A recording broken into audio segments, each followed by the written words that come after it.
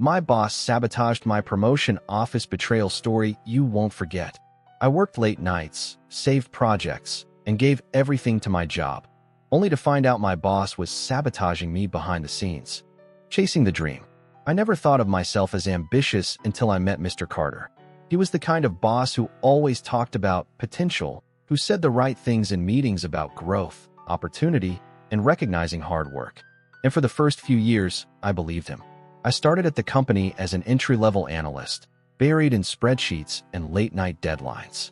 The pay was decent, but the hours were brutal. Still, I was determined. I wanted to climb the ladder, prove that I was more than just another cog in the machine. And I did. Within 2 years, I became the go-to person for urgent projects. When someone needed to clean up a mess, I was the one staying until midnight to fix it. When a presentation needed saving, I was the one pulling it together at the last second. People started to notice. Even senior managers began dropping by my desk to ask for my input. Promotion material, I overheard one of them whisper once. My heart swelled. By the time my 3rd year rolled around, whispers of an upcoming managerial opening began to circulate. It was the kind of position I had been working towards since day one. More responsibility, higher pay, and a chance to lead a team instead of drowning in the grunt work myself. Everyone in the office knew I was the natural choice. Claire from HR even teased me. Better start practicing your corner office smile. But the one person who didn't seem thrilled was Mr. Carter. At first, I thought I was imagining it. Little things, like him interrupting me in meetings when I spoke up with ideas, or assigning me busy work just as I was about to polish a big presentation. Once, after I had pulled off a miracle by saving a project that was days behind schedule, he congratulated the team, but didn't mention my name once. I brushed it off. He was probably just busy, but the doubts gnawed at me. Then came the quarterly review. "You've done good work," he said, flipping through my file without looking me in the eye. "But there are concerns." "Concerns?" I repeated, stunned.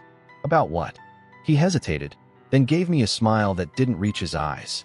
"You're not quite ready for leadership. You take too much on yourself. You don't delegate well. A manager needs balance." I wanted to scream.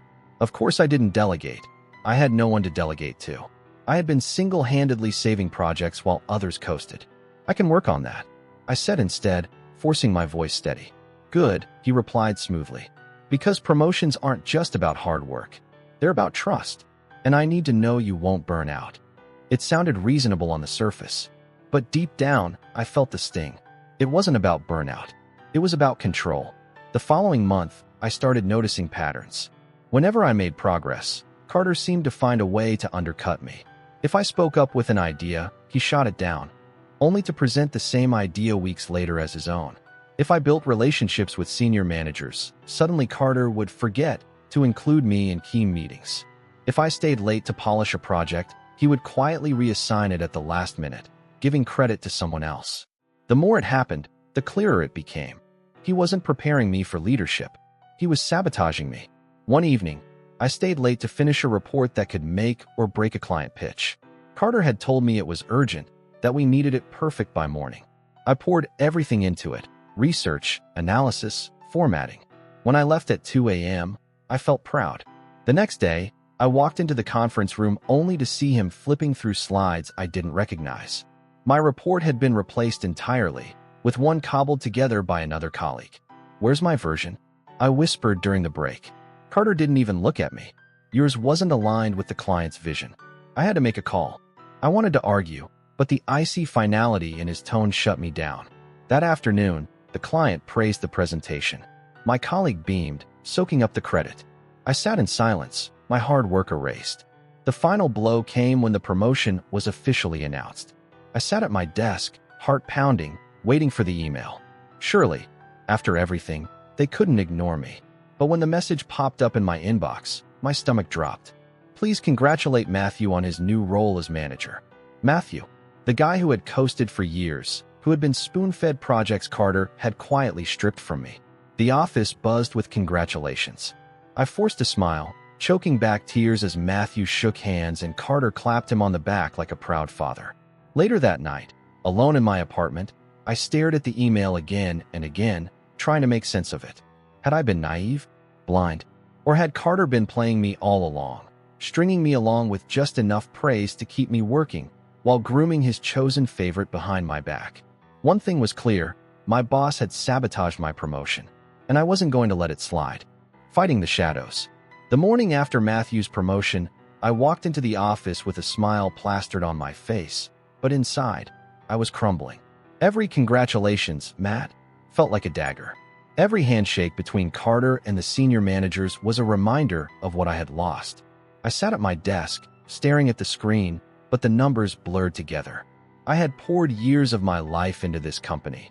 Late nights, weekends, sacrifices, and now I was left with nothing but exhaustion and the bitter taste of betrayal. Claire from HR stopped by my desk. Her expression was sympathetic, almost pitying. "I know you must be disappointed," she whispered. I forced a smile. "I'll be fine." But Claire leaned closer, her voice dropping. "Off the record, you were the top recommendation from half the department heads. Your name was on the short list." My heart stuttered. "Then why?" She glanced toward Carter's office. "Because he said you weren't ready, that you lacked leadership. He painted a very different picture of you in the final review." The words hit like a thunderclap. My suspicions weren't paranoia. Carter hadn't just overlooked me. He had actively sabotaged me. That night, I replayed everything in my head. The way he had erased my work. The way he had kept me out of meetings. The way he had dismissed my ideas, only to repackage them as his own. It all made sense now. He hadn't been protecting me. He had been protecting himself. Because the truth was, I had outgrown him. I had become too competent, too visible. And rather than risk being overshadowed, he had clipped my wings. Fueled by anger, I decided I wouldn't stay silent. The next week, I began gathering evidence. Emails where Carter dismissed my requests for meetings. Versions of projects I had completed that mysteriously vanished. Notes from colleagues who remembered my contributions, even when Carter pretended otherwise. One evening, as I was digging through my inbox, I stumbled across something even more damning. A forwarded email chain from a colleague. Buried in the thread was a comment from Carter himself, addressed to senior management. "She works hard, but she's reckless. She doesn't have the judgment to manage people. Promoting her would be a risk." Reckless. Risk. Words designed to poison them against me. I printed it out and stared at the page, my hands shaking. It wasn't just sabotage. It was character assassination. But the more evidence I gathered, the more dangerous it felt. Carter wasn't stupid. He had power, connections, and years of experience manipulating narratives. One afternoon, he called me into his office. His smile was polite, but his eyes were sharp. "I hope you're not too upset about the promotion," he said smoothly. "I'm disappointed," I admitted carefully. He leaned back in his chair, steepling his fingers. "Disappointment is natural, but dwelling on it will only hurt you. Focus on being a team player. Keep your head down, and maybe next year." I bit my tongue so hard I tasted blood. He was warning me. No, threatening me. "Of course," I said softly, but inside, a fire burned. The turning point came when Matthew himself approached me. "I know this is awkward," he began nervously, hovering by my desk. I forced a smile. "Congratulations again." "Thanks," he said, scratching the back of his neck. "But, I wanted you to know something. Carter basically handed me the job. He told me to just show up, that you'd already done most of the groundwork. He said you were too volatile to handle the pressure." My stomach turned. "He said that?" Matthew nodded. "Look, I don't know what's going on between you two, but it doesn't feel right. You deserve this more than me." His words, though awkward, lit a spark of validation. Even Matthew could see it. Fueled by determination, I decided to escalate. I requested a private meeting with senior management. Claire helped me quietly secure a slot, though she warned me it could backfire.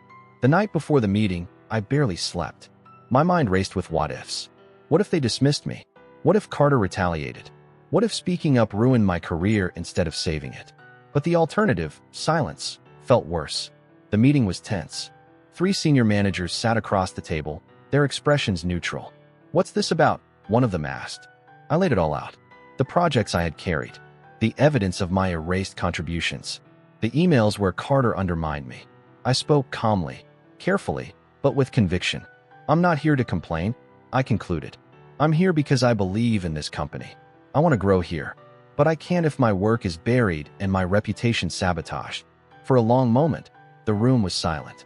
Then one of the managers, a woman named Ms. Patel, leaned forward. Your work has always impressed us, she said softly. We'll review what you've shared. Thank you for bringing this to our attention. Relief and terror crashed over me at once. I had spoken. The ball was in their court now. But Carter wasn't blind. He sensed the shift immediately. That afternoon, he cornered me by the elevators. What did you say to them? He hissed, his mask slipping. I met his gaze steadily. The truth. His jaw tightened, his voice dropping to a venomous whisper. You think you can outmaneuver me? You're naive. I built this department. I can unmake anyone in it. The elevator dinged, and I stepped inside, my heart pounding but my voice steady. Then maybe it's time someone rebuilt it without you. The doors slid shut, cutting off his glare. For the first time since the promotion slipped through my fingers, I felt something new. Hope. But hope was dangerous. Because I knew Carter wasn't finished with me yet. The reckoning. The week after my meeting with senior management felt like walking on a knife's edge. Every time I passed Carter in the hallway, I felt his eyes on me. Calculating, simmering with anger he barely concealed behind polite smiles. My colleagues sensed the tension too. Whispers followed me. She went over his head. She challenged him. She's brave or crazy. Part of me feared I had made a terrible mistake. But part of me knew there was no turning back. 3 days later, an email landed in my inbox. Subject: follow-up meeting. Please join us for a departmental review this Friday. Attendance mandatory. The timing was no coincidence. Carter was making his move. That Friday, we gathered in the largest conference room. Carter stood at the front, sleeves rolled up, posture commanding. He launched into a presentation about departmental performance, his tone smooth, his slides polished. But soon, his message sharpened. We've had instances of instability, he said, his eyes flicking toward me. Projects being mishandled, deadlines narrowly avoided, teamwork suffering due to individuals unwilling to collaborate. A murmur rippled through the room. My chest tightened. He wasn't addressing me by name, but everyone knew. I forced myself to breathe, to sit tall, to let his words wash over me without flinching. When the floor opened for questions, I raised my hand. Can we review specific project outcomes? I asked evenly. Because the data shows my contributions saved 3 major clients last quarter alone. A hush fell. All eyes turned to me. Carter's jaw tightened. Now isn't the time for personal defenses, he said quickly. With respect, I replied, my voice clear. If you're implying instability, then specifics matter. Otherwise, it's just opinion. The room buzzed with whispers.